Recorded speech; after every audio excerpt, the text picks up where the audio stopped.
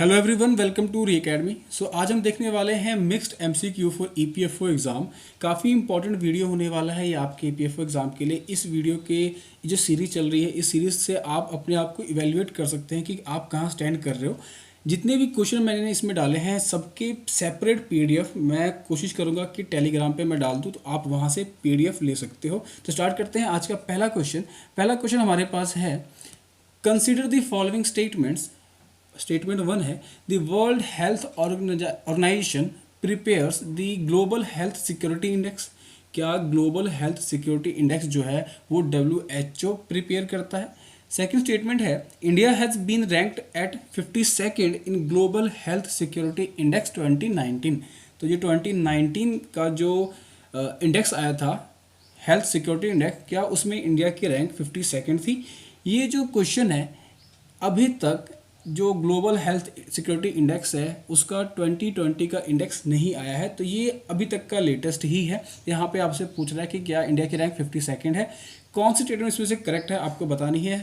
Option 1 है आपके पास A only, option B है 2 ओनली, ऑप्शन सी है both 1 and 2 only, option D neither 1 nor 2। तो इसका राइट आंसर देना है आपको। तो इसका राइट आंसर है ऑप्शन डी, नाइदर 1 नॉर 2। दोनों ही स्टेटमेंट यहाँ पे गलत है। अब गलत क्या है? पहली स्टेटमेंट जो यहाँ पे है ग्लोबल हेल्थ सिक्योरिटी इंडेक्स, ये WHO नहीं प्रिपेयर करता। ये WHO प्रिपेयर नहीं करता। ये प्रिपेयर कौन करता है? ये एक इंस्टीट्यूशन है, John Hopkins centres for health security, ये और प्लस इकोनॉमिस्ट इंटेलिजेंस यूनिट जो है, ये दोनों ऑर्गेनाइजेशन मिलके ये इंडेक्स प्रिपेयर करती है। और इस इंडेक्स में इंडिया की रैंकिंग 52nd नहीं थी, 57 थी। इस इंडेक्स में इंडिया की रैंकिंग 57 थी, ठीक है। और USA ने इस इंडेक्स को टॉप किया था। तो ये बातें आपको याद रखनी है। इसके अलावा ग्लोबल इनोवेशन इंडेक्स एक होता है, इससे यहाँ पे काफ़ी रिलेट कर रहा है, तो मैं आपको यहाँ बता देता हूँ। इंडिया की रैंकिंग उसमें 2019 में जो इंडेक्स आया था ग्लोबल इनोवेशन इंडेक्स, उसमें इंडिया की रैंकिंग 52nd थी, ठीक है। उसमें इंडिया की रैंकिंग 52nd थी। अभी जो लेटेस्ट इंडेक्स आया है ग्लोबल इनोवेशन इंडेक्स का, उसमें इंडिया की रैंकिंग 48 है, ठीक है, 48 है। आपको कमेंट करके बताना है कि ग्लोबल इनोवेशन इंडेक्स कौन प्रिपेयर करता है, ये आपको आंसर बताना है कमेंट में। नेक्स्ट क्वेश्चन देखते हैं। Regarding 5G technology consider the following statement. Statement 1 है, 5G technology provides a download speed of 1 GB per second which is at least 100 times the existing data speed। कह रहा है कि 5G जो technology है वो 1 GB पर सेकेंड स्पीड प्रोवाइड करेगा, ठीक है। अब ये जो है अभी तक का क्या होगा, 100 गुना, कम से कम ये क्या है 100 टाइम्स ज़्यादा स्पीड होगी अभी तक का जो भी स्पीड हमें मिल रहा है, ठीक। स्टेटमेंट सेकंड कह रहा है, 5G technology increase energy efficiency and offers more stable network connection. 5G technology है वो एनर्जी एफिशिएंट है और पहले से 4G से और 3G से ज़्यादा स्टेबल नेटवर्क कनेक्शन देगा। स्टेटमेंट 3 कह रहा है, the disadvantage of 5G technology is that it has relatively less coverage area due to increased bandwidth. कह रहा है यहाँ पे जो कवरेज एरिया है इसका ये कम है क्योंकि बैंडविड्थ इंक्रीज है इसका। तो इनमें से आपको राइट आंसर बताना है। तो इसका राइट आंसर है ऑप्शन डी, 1, 2 and 3। तीनों ही स्टेटमेंट यहाँ पे करेक्ट है, ठीक है। तीनों ही स्टेटमेंट यहाँ पे करेक्ट है। जो 5G की जो भी स्पीड होगी वो मिनिमम कह सकते हो एटलीस्ट 1 GB पर सेकेंड होगी, जो कि 100 गुना ज़्यादा है अभी जो स्पीड हमें मिल रही है, ठीक है। इसके अलावा ये स्टेबल होगा, अभी जो नेटवर्क हमें मिल रहा है उससे ज़्यादा नेटवर्क इसका स्टेबल होगा।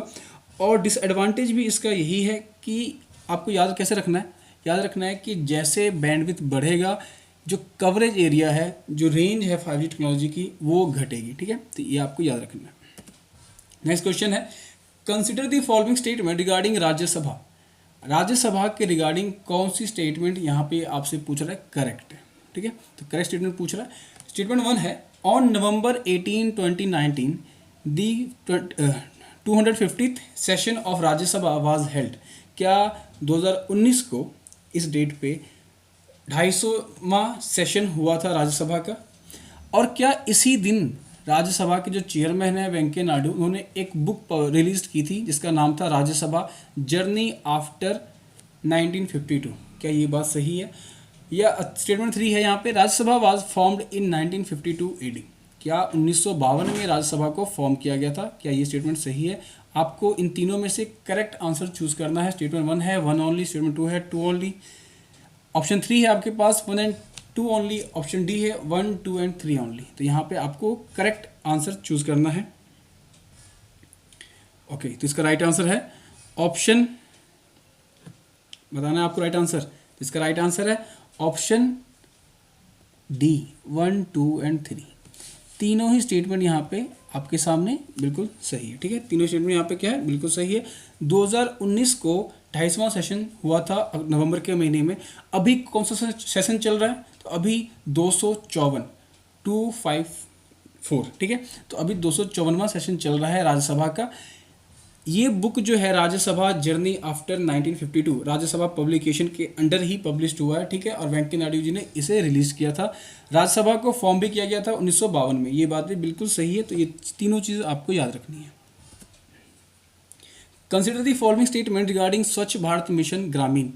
तो स्वच्छ भारत मिशन जो ग्रामीण वाला है, आपको पता है कि दो तरीके से है, ये ग्रामीण और अर्बन दोनों तरीके से चलता है ये मिशन।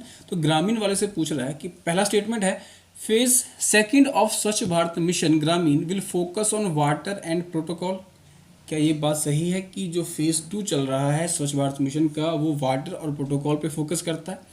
स्टेटमेंट 2 है rural areas in all the states have been declared open defecation free. क्या जो रूरल एरियाज है वो खुले में शौच से मुक्त हो चुके हैं, ओपन डिफिकेशन फ्री हो चुके हैं? ये स्टेटमेंट क्या सही है? तो यहाँ पे दोनों में से आपको करेक्ट स्टेटमेंट चूज करना है। ऑप्शन 1 है 1 only, option B 2 only, option C both 1 and 2 only, या ऑप्शन डी नाइदर 1 नॉट 2। तो इसका राइट आंसर है ऑप्शन बी 2 ओनली। सिर्फ सेकंड स्टेटमेंट यहाँ पे सही है, पहली स्टेटमेंट यहाँ पे गलत है। ठीक है, स्टेटमेंट सेकंड बिल्कुल सही है। अब क्या है, रूरल एरियाज को ओपन डिफिकेशन फ्री डिक्लेयर कर दिया गया है। अब कितना फ्री है ये सब हम जानते हैं, लेकिन फिर भी गवर्नमेंट ने अपनी तरीके से तरफ से रूरल एरियाज को ओपन डिफिकेशन फ्री डिक्लेयर कर दिया है। ठीक, अब जो फोकस करता है ग्रामीण मिशन, जो स्वच्छ भारत मिशन जो ग्रामीण है, ये फोकस किस पे करता है? ये फोकस करता है ओपन डिफिकेशन फ्री प्लस पे। ठीक है, ओपन डिफिकेशन पे ही फोकस करता है, वाटर और प्रोटोकॉल पे फोकस नहीं करता है। ठीक है, तो आपको याद रखना है ग्रामीण वाला जो है वो ओपन डिफिकेशन फ्री पे ही फोकस करता है। और ये इंक्लूड करता है कि जो ओपन डिफिकेशन फ्री है वो सस्टेनेबली हो and solid liquid waste management पे भी ध्यान दिया जाए। मतलब ये कि ये ओपन डिफिकेशन फ्री ODF जो है ये चलता रहे, ये ख़त्म ना हो जाए, मतलब लोगों में अवेयरनेस बनी रहनी चाहिए। ठीक है, तो इसके ऊपर ये काम करता है। तो स्वच्छ भारत मिशन जो अर्बन है वो किस पे काम करता है? तो स्वच्छ भारत मिशन अर्बन जो है वो फोकस करता है वाटर और प्रोटोकॉल पे। इसके अलावा वो भी फोकस करता है, प्लस में आप लिख सकते हो ODF पे वो भी फोकस करता है, और गार्बेज पे फोकस करता है कि गार्बेज फ्री कैसे किया जाए अर्बन एरियाज़ को। इसके अलावा अगर बात करें कि टॉप सिटीज़ कौन सी है, आपसे शायद एग्जाम में पूछा जा सकता है कि टॉप सिटीज़ कौन सी है स्वच्छ भारत मिशन के अंदर। तो पहला जो सबसे ऊपर है वो है इंदौर। इंदौर ने इस लिस्ट को टॉप किया है। इंदौर सबसे साफ शहरों में आता है।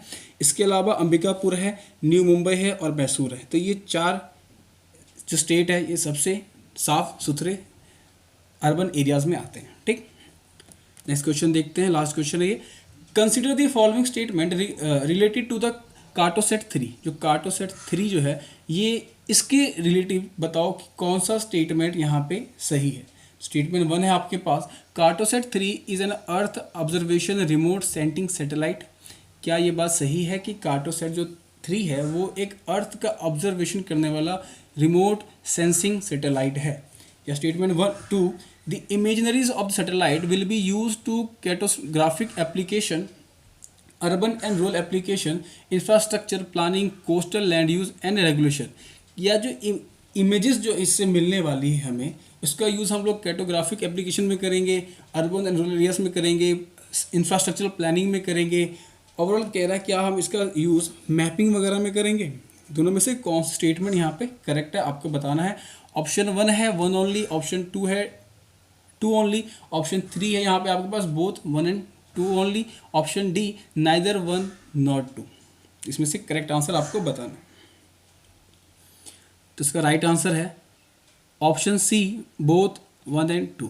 दोनों ही स्टेटमेंट यहाँ पे सही है। कार्टोसैट 3 जो है वो एक अर्थ ऑब्जर्वेटरी रिमोट सेंसिंग सैटेलाइट है, ये बात आपको याद रखनी है।